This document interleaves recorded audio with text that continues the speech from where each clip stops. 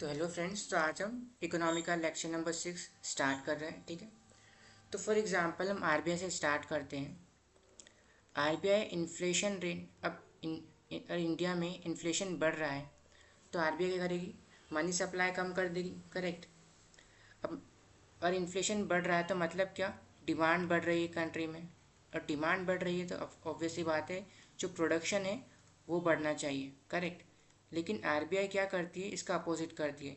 जब भी money supply बढ़ता है मार्केट में, तो आरबीआई इसको कम करने का काम करती है, जिसकी वजह से हमारे जीडीपी में अफेक्ट पड़ता है। करेक्ट। तो उससे लेकर आरबीआई हमेशा कंफ्यूज रहती थी कि वो आरबीआई करे तो क्या करे। तो 2015 में आरबीआई और गवर्नमेंट ऑफ इंडिया एक अग्रीमेंट साइन करते हैं, मॉनेटरी पॉलिसी फ्रेमवर्क एग्रीमेंट, जो हर 5 साल में रिन्यू किया जाएगा, जिसमें आरबीआई को एक टारगेट आरबीआई और गवर्नमेंट एक टारगेट कंसल्ट करेगी, जो अभी के लिए है 4%। मतलब क्या? आरबीआई का टारगेट है 4%, एंड ऑब्वियसली बात है कि इन्फ्लेशन जो है फ्लक्चुएट होता रहता है। तो आरबीआई कुछ गैप दिया गया, for example 200 basis point minus और प्लस में, माइनस और प्लस में, 200 बेसिस पॉइंट माइनस और प्लस में। मतलब क्या? 1% होता है 100 बेसिस पॉइंट। मतलब आरबीआई जो है 2% से लेकर 6% के बीच में आरबीआई को इन्फ्लेशन मेंटेन करना रहता है। हमारा मॉडरेट इन्फ्लेशन रेट है 4%। 2% से नीचे हमारा इन्फ्लेशन रेट नहीं जाना चाहिए, नहीं तो डिफ्लेशन आ जाएगा। 6% से ज़्यादा नहीं जाना चाहिए, मतलब बहुत ज़्यादा इन्फ्लेशन आ जाएगा इंडिया में। ठीक है। अब ये पॉलिसी जो है हर 5 साल में ऑब्वियसली बात है रिन्यू की जाती है। टारगेट जो रिन्यू किया जाता है, 2016 में ये इन्फोर्स किया गया था। मतलब क्या? 2016 से 21 तक ये चला। अब 21 से 26 तक एक पॉलिसी अभी जो हमारी करंट चल रहा है 2026 में। मतलब क्या? ये वापस से रिन्यू किया जाएगा। ठीक है। तो नेक्स्ट ईयर यूपीएससी में क्वेश्चन आ सकता है। उसके बाद आता है मॉनेटरी पॉलिसी कमिटी बनाई गई, जो इस इन्फ्लेशन को टारगेट करती है, पॉलिसीज क्रिएट करती है। इसमें 6 मेंबर होते हैं। आरबीआई गवर्नर ऑब्वियसली बात है चेयरपर्सन रहते हैं, इसके चेयरमैन रहते हैं। 6 मेंबर में जो बचे हुए मेंबर्स रहते हैं वो 3 आरबीआई के मेंबर रहते हैं, 3 जो है गवर्नमेंट ऑफ इंडिया के एक्सपर्ट्स रहते हैं। अब आरबीआई जो मॉनेटरी पॉलिसी कमेटी है, इसको कंपलसरी है 4 टाइम अ ईयर मीट करना। लेकिन करंटली अभी क्या हो रहा है कि आरबीआई जो है bimonthly, monetary policy committee जो है बाय मंथली मीटिंग होल्ड करती है। अब उसी के साथ अगर किसी 3 कंसेक्यूटिव क्वार्टर में इन्फ्लेशन रेट 6% से ज़्यादा हो जाता है, या फिर 2% से नीचे गिर जाता है, तो आरबीआई को एक रिपोर्ट सबमिट करना रहती है गवर्नमेंट ऑफ इंडिया को। ठीक है। अब ये रिपोर्ट गवर्नमेंट इंडिया पब्लिक करे ना करे, ये डिपेंड करता है गवर्नमेंट पे। ठीक है। अब इसके बाद आता है 6 मंथ। मतलब क्या? हर 6 महीने में आरबीआई जो है एक रिपोर्ट पब्लिक करती है, जिसमें वो प्रेजेंट इन्फ्लेशन और फ्यूचर इन्फ्लेशन के बारे में बताती है। ठीक है। उसके बाद हम आते हैं हेडलाइन और कोर इन्फ्लेशन पे। तो हेडलाइन इन्फ्लेशन क्या होता है? जिसमें सारे बास्केट ऑफ गुड्स आते हैं। 297 प्रोडक्ट्स हैं हमारे पास टोटल अभी। तो इसमें क्या होता है, फॉर एग्जांपल पेट्रोल, ऑनियन, जिसे जो गुड्स रहते हैं, इनकी प्राइस काफ़ी ज़्यादा फ्लक्चुएट होती है। और आरबीआई इस तरह पॉलिसी को फ्लक्चुएट नहीं कर सकती अपनी। मतलब क्या? अगर आरबीआई एकदम से इंटरेस्ट रेट बढ़ा देगी, अपना रेपो रेट बढ़ा देगी, और फिर 4 दिन बाद वापस से रेपो रेट गिरा देगी, तो मतलब क्या होता है, मार्केट में अनसर्टेनिटी क्रिएट होती है, जिसकी वजह से जो है इन्वेस्टमेंट पे काफ़ी ज़्यादा अफेक्ट पड़ता है। तो इसीलिए बोलते हैं कि हेडलाइन इन्फ्लेशन जो है, मुझे कुछ गुड्स के टेम्पररी इफेक्ट दिखाते हैं। मतलब कुछ टाइम में चार पेट्रोल के दाम एकदम से बढ़ गए, कुछ टाइम में वापस से गिर गए, और एक अच्छा इंडिकेटर नहीं होता मॉनेटरी पॉलिसी के लिए। ठीक है। इसीलिए हम देते ही कोर, आरबीआई को सजेस्ट किया जाता है कि आप कोर इन्फ्लेशन दो। मतलब क्या? हेडलाइन इन्फ्लेशन तो पूरा रहेगा, सारे प्रोडक्ट्स हैं, उसमें से माइनस कर देते हैं वॉलेटाइल प्रोडक्ट्स, मतलब पेट्रोल, ऑनियन, इन सब की प्राइस जो है माइनस कर प्रोडक्ट हटा दिए जाते हैं। लेकिन अभी जो करंट में है आरबीआई, करंट में जब भी हम आरबीआई की पॉलिसी की बात करते हैं, तो आरबीआई किसको इंडिकेट करती है? CPI, combined consumer price index, combined urban and rural plus headline index. मतलब आरबीआई अभी भी इसी को टारगेट करती है, इसी के बेस्ड पे अपनी मॉनेटरी पॉलिसी बनाती है। ओके। नेक्स्ट आता है कि हम कुछ बेनिफिट्स की बात कर रहे थे। तो फॉर एग्जांपल अभी जो monetary policy inflation flexible inflation target के बाद सेट होने के बाद जो हमारा एवरेज इन्फ्लेशन रहा है वो है 3.7। इसके पहले क्या था, एवरेज 5.7% इन्फ्लेशन था। ठीक है, अब हम थोड़ा और आगे चलते हैं। फॉर एग्जांपल हम इफेक्ट ऑफ इन्फ्लेशन देखते हैं, इन्फ्लेशन के इफेक्ट्स क्या होते हैं। तो ऑब्वियसली बात है कि परचेसिंग पावर जो है कम हो जाती है। फॉर एग्जांपल आप पहले 5 रुपये में एक बिस्किट का पैकेट खरीद पा रहे थे, करेक्ट। अब वही बिस्किट का सिंगल पैकेट अब आपको 10 रुपीज़ में पड़ रहा है। तो मतलब क्या, आपकी परचेसिंग पावर कम हो गई है। मतलब पहले जो आप चीज़ 5 रुपये में खरीद पा रहे थे वो आप 10 रुपये में खरीद रहे हो। ठीक है, अब उसके बाद आता है reduces real rate of return. Reduces real rate of return मतलब क्या, फॉर एग्जाम्पल आपने एक 100 रुपीज़ डिपॉजिट करे बैंक में, और 2001 में एक बास्केट ऑफ गुड्स की प्राइस थी 100 रुपीज़। ठीक है, बैंक आपको 4% इंटरेस्ट रेट देगी। अब 2005 में आपको 4% इंटरेस्ट रेट मिला, सपोज करो इस 100 रुपीज़ डिपॉजिट पे। तो क्या हुआ, 104 रुपये। तो ये 4% क्या हुआ आपका, 4% क्या हुआ, nominal rate of interest, nominal interest rate. ठीक है, 4% क्या है आपका नॉमिनल इंटरेस्ट रेट। अब 104 रुपये को आपने वापस से उस बास्केट ऑफ गुड से कंपेयर करा, तो उस बास्केट ऑफ गुड की प्राइस क्या हो गई, 102 रुपये। ठीक है, मतलब क्या कि आपके पास रिमेनिंग जो बचा हुआ पैसा है वो कितना बचा, 2 रुपये, मतलब 2%। मतलब रियल रेट ऑफ रिटर्न्स क्या है, ओनली 2%, और 4% क्या है, नॉमिनल रेट ऑफ रिटर्न्स।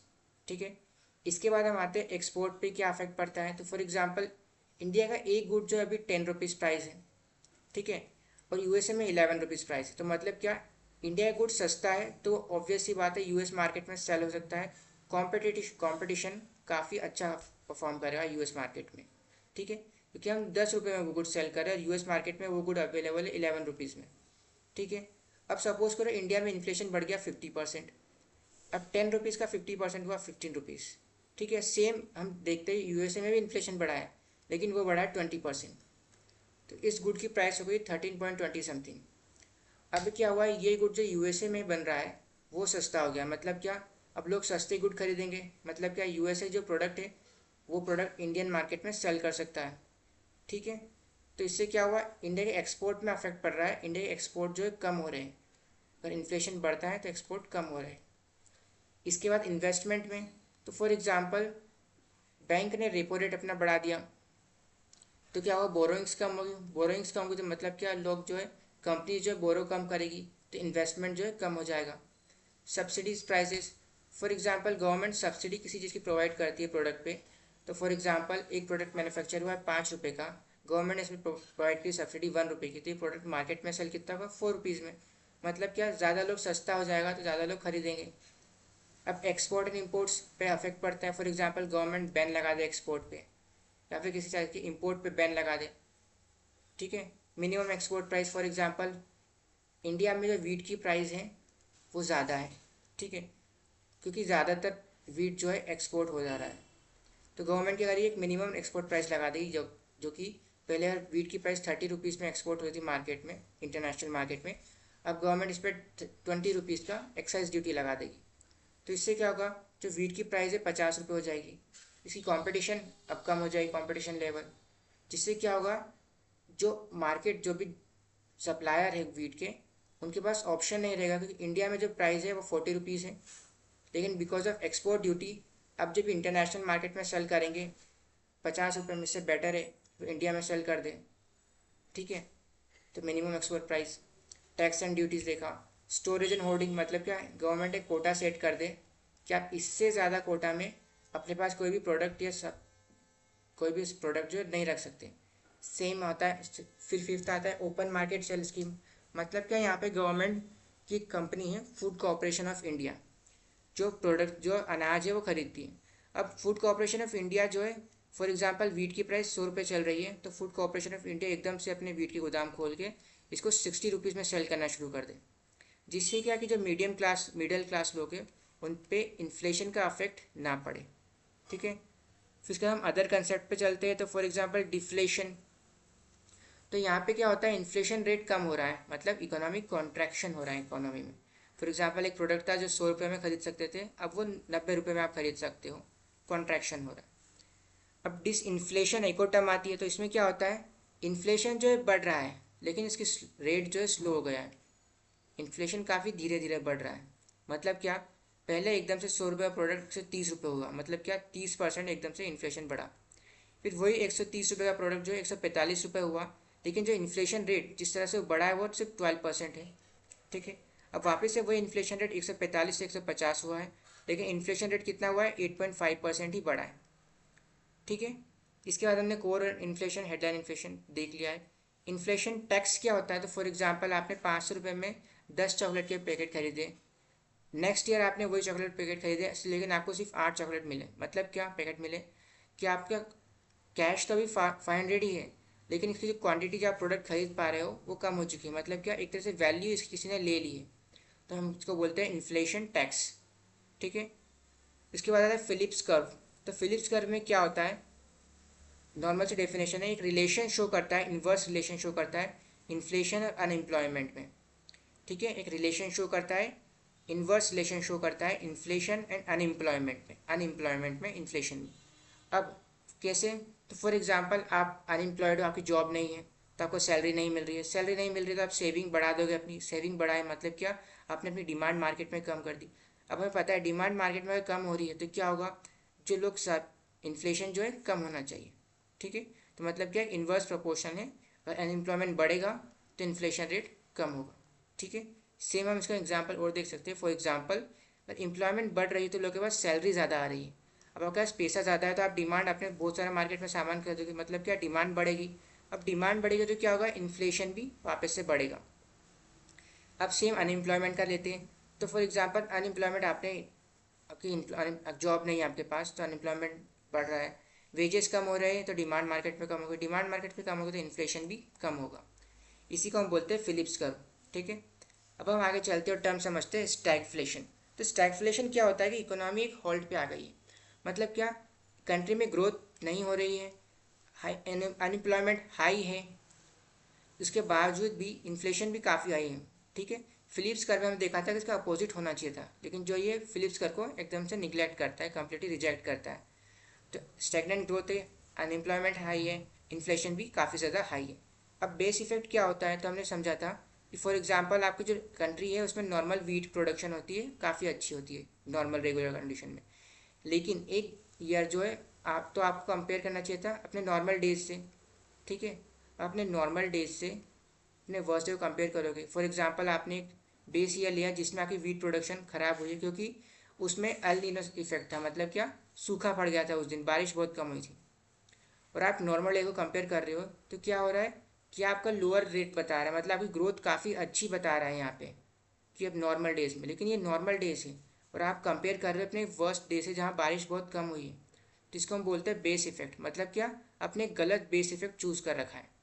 उसके बाद आता है स्क्यूफ्लेशन। स्क्यूफ्लेशन क्या, ये मार्केट और इंटरनेशनल में अप्लीकेबल नहीं है, मतलब इंटरनेशनल मार्केट में इसकी बात नहीं होती है, इसकी बात हुई थी एक बार बजट में। ठीक है, स्क्यूफ्लेशन क्या होता है कि बास्केट ऑफ गुड में कुछ गुड्स की प्राइस है जो इंक्रीज़ हो गई है, कुछ गुड की प्राइस है जो डिक्रीज़ हो गई है। ठीक है, और कुछ गुड की प्राइस है जो सेम है, मतलब ना बढ़ी है ना कम हुई, तो हम इसको बोलते हैं स्क्यूफ्लेशन, मतलब uneven movement of price level. उसके बाद हम आते हैं रिफ्लेशन पे।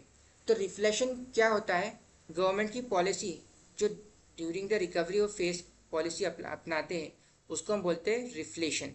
ठीक है, फॉर एग्जांपल जो ड्यूरिंग रिकवरी फेज में जो गवर्नमेंट पॉलिसी लेती है उसको हम बोलते हैं रिफ्लेशन और रिफ्लेशनरी पॉलिसी। ठीक है, अब इम्पोर्टेड इन्फ्लेशन क्या होता है, तो फॉर एग्जांपल हम क्रूड ऑयल पे डिपेंड है, इम्पोर्ट पे अपने। ठीक है, तो मतलब अगर इम्पोर्ट करते टाइम क्रूड ऑयल के प्राइस बढ़ जाते हैं तो इंडिया पे उसके इम्पोर्ट अफेक्ट पड़ेगा और हमारे इस पर इन्फ्लेशन आ जाएगा। ठीक है, तो इसी को हम बोलते हैं इम्पोर्टेड इन्फ्लेशन। अब for example depreciation of rupee से भी अफेक्ट पड़ेगा। फॉर एग्जांपल हम क्रूड ऑयल की प्राइस सेम है, ठीक है, क्रूड ऑयल की प्राइस जो है 100 रुपीज़ है, $100 है, अभी भी $100 है, लेकिन इंडिया की जो रुपी है वो डिप्रिशिएट हो गया है। फॉर एग्जांपल $1 पे जो आप पहले पे 100 रुपीज़ 70 रुपये पे $1 परचेज करते थे, अब आप 85 रुपीज़ में $1 परचेज करोगे, मतलब क्या, क्रूड ऑयल की प्राइस तो सेम है लेकिन अब आपको डॉलर में परचेज कर रहे हो तो आपको महंगा पड़ेगा। ठीक है, मतलब पहले जो आप 70,000 समथिंग अराउंड में $700 में समथिंग अराउंड में परचेज करते थे, आप 85,000 में वही आप क्रूड ऑयल परचेज करोगे, ठीक है। इसके बाद आता है वेज प्राइस स्पाइरल। मतलब क्या, फॉर एग्जांपल आप एक एम्प्लॉय हो, कंपनी में जॉब कर रहे हो, इन्फ्लेशन बढ़ा तो आपने कंपनी वालों से बोला कि सर इन्फ्लेशन बढ़ रहा है, आप मेरी सैलरी बढ़ा दो। आपकी सैलरी बढ़ा दी गई। अब आपने सैलरी बढ़ा दी, क्या हुआ, मार्केट में डिमांड वापस से बढ़ गई, आपने उस सैलरी से ज़्यादा प्रोडक्ट खरीदे, डिमांड बढ़ी तो वापस से क्या हुआ, इन्फ्लेशन फिर बढ़ गया। तो आप वापस से अपने जॉब कंपनी के पास जाओ, बोले सर आप मेरी सैलरी वापस बढ़ा दो। लेकिन क्या होगा, वापस से आपकी सैलरी बढ़ा दी जाएगी। अब सैलरी बढ़ा दी तो क्या हुआ, वापस से प्रोडक्ट नए डिमांड बढ़ेगी मार्केट में, उससे वापस से क्या होगा, इन्फ्लेशन आएगा। तो हम बोलते हैं ये सर्कल जो रिपीट होता रहता है, इसको बोलते हैं हम wage price spiral, wage price spiral. अब दो कंसेप्ट आते हैं, suppress inflation and open inflation. Open inflation में क्या होता है, गवर्नमेंट जब इन्फ्लेशन आता है तो कुछ इम्प्लीमेंटेशन नहीं करती है, मतलब गवर्नमेंट का रोल यहाँ पे होता ही नहीं। लेकिन फॉर एग्जांपल सप्रेस इन्फ्लेशन में क्या होता है, तो आगे इसमें महंगाई बढ़ जाती है कुछ तरह से, तो गवर्नमेंट टैक्स इंक्रीज करना स्टार्ट कर देती है। तो मतलब कि गवर्नमेंट एक तरह से इन्फ्लेशन को सप्रेस करने का काम कर रही है, तो इसको हम बोलते हैं सप्रेस्ड इन्फ्लेशन। इसके बाद आता है जीडीपी डिफ्लेटर। तो मतलब क्या, for example nominal GDP divided by real GDP, ठीक है। तो नॉमिनल जीडीपी हमारी करंट जीडीपी हो जाती है, रियल जीडीपी हमारी बेस इफेक्ट पे आ जाती है।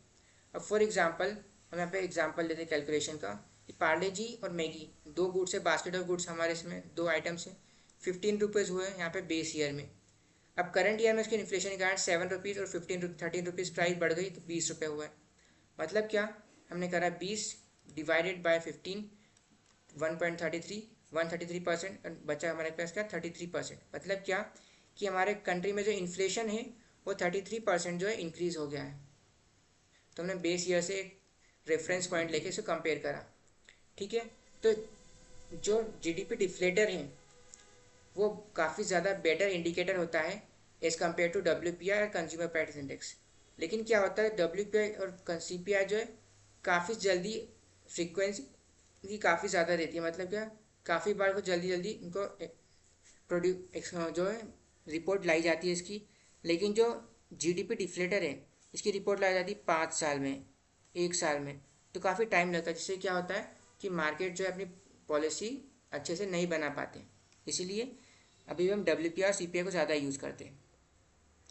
उसके बाद आता है पोटेंशियल जीडीपी। मतलब क्या, एक मशीन है, आपकी कैपेसिटी है 100, ठीक है, तो आप 100 प्रोड्यूस कर रहे हो, मतलब क्या मशीन जो है फुल कैपेसिटी पे चल रही है, आप 100 कैपेसिटी और 100 आइटम्स आप प्रोड्यूस कर रहे हो, तो हम इसको बोलते हैं पोटेंशियल जीडीपी, की potential situation where all the resources are utilised, ठीक है। लेकिन अब कंपेयर करो कि मार्केट में डिमांड 80 है, तो आप मशीन भले कैपेसिटी 100 है, लेकिन आप क्या उसको 100 प्रोडक्ट्स प्रोड्यूस करोगे, नहीं करोगे, फिर डिमांड ही 80 है, तो हम इसको बोल, ठीक है। तो यही जो हमारी कंट्री में प्रॉब्लम है करंटली, मतलब क्या, स्किल्ड लेबर की कमी है। हमारे पास लेबर्स के पास स्किल तो है, लेकिन जो मार्केट में डिमांड है, have skill but not which demand in market, मतलब जो डिमांड मार्केट में डिमांड है वो स्किल नहीं है, इसको हम बोलते हैं स्किल गैप। मतलब क्या कि इंडिया में लेबर ज़्यादा है, तो मतलब क्या, इंडिया में कैपेसिटी है, यूथ लेबर ज़्यादा है, इंडिया में कैपेसिटी की काफ़ी ज़्यादा हाई प्रोडक्शन वो कर सकता है, लेकिन क्योंकि ये यूथ स्किल्ड नहीं है तो मार्केट में इसका यूटिलाइज प्रॉपरली नहीं हो पा रहा है, ठीक है। तो इसी को हम बोलते हैं कि इंडिया की पोटेंशियल जो है अभी ज़्यादा है, लेकिन हम इसको यूज़ नहीं कर पा रहे, फुल पोटेंशियल पे इंडिया ग्रोथ नहीं कर पा रहा है, ठीक है। उसके बाद आता है लास्ट टॉपिक आता है हमारा प्रोड्यूसर प्राइस इंडेक्स। अभी क्या हुआ है, ज़्यादातर डेवलप्ड कंट्रीज़ जो है वो प्रोड्यूसर प्राइस इंडेक्स पे शिफ्ट हो गई और WPI को उन्हें कम्प्लीटली हटा दिया है। तो इसमें क्या होता है, गुड्स प्लस सर्विसेज तो इंक्लूड होती है, लेकिन जो फर्स्ट सेल है प्रोडक्ट की वो काउंट की जाती है, मतलब मैन्युफैक्चरर लेवल पे जो है प्रोडक्ट को काउंट किया जाता है, जिससे क्या डबल काउंटिंग को हटा दिया जाता है। अब WPI में डबल काउंटिंग का इशू है, होलसेल प्राइस इंडेक्स में क्या है, WPI में डबल काउंटिंग का इशू है। फॉर एग्जांपल आप होलसेल प्राइस इंडेक्स कैलकुलेट कर रहे हो, एक कंपनी ने B1 कंपनी ने डायरेक्टली अपना होलसेल प्राइस में B2 कंपनी का प्रोडक्ट बेचा, ठीक है, तो आपने यहाँ पे WPI काउंट करा, ये प्रोडक्ट काउंट करा, ठीक है।